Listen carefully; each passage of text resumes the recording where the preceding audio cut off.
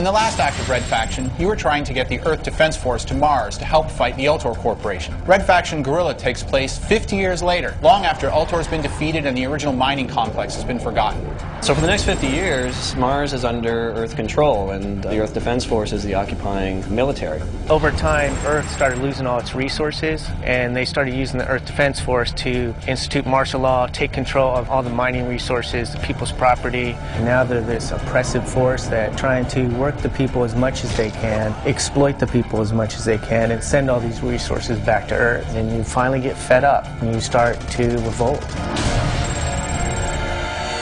We made the switch from first to third person for a variety of reasons. We wanted to show off the character this time. He's a much more important part of the story. We wanted the player to associate with the guy. We also wanted and needed to show more of the environment around you. We realized that you had to see the destruction around you. It started having meaning and impact, and it was no longer just eye candy. With all of this destruction happening, it's no good if you're only capturing really close, narrow glimpses. The game basically lend itself to pulling it to third person and just made total sense.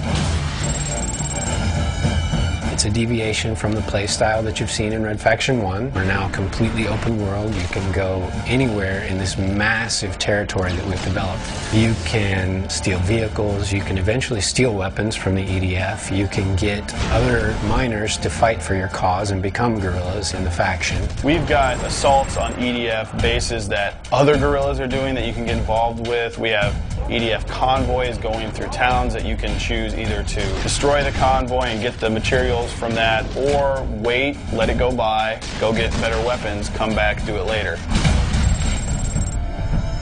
We really wanted to cater to our early fan base of Red Faction 1 and 2 by going back and giving them the same kind of destructive experience that they had in those games, only better. The destruction is no longer limited to just small-scale destruction in mines. Now the entire world's destructible. You can bring down an entire 3-story building piece by piece, and it will come down realistically based on what you do to it. I think players will be very excited, enthusiastic, and they're just going to love what they're playing.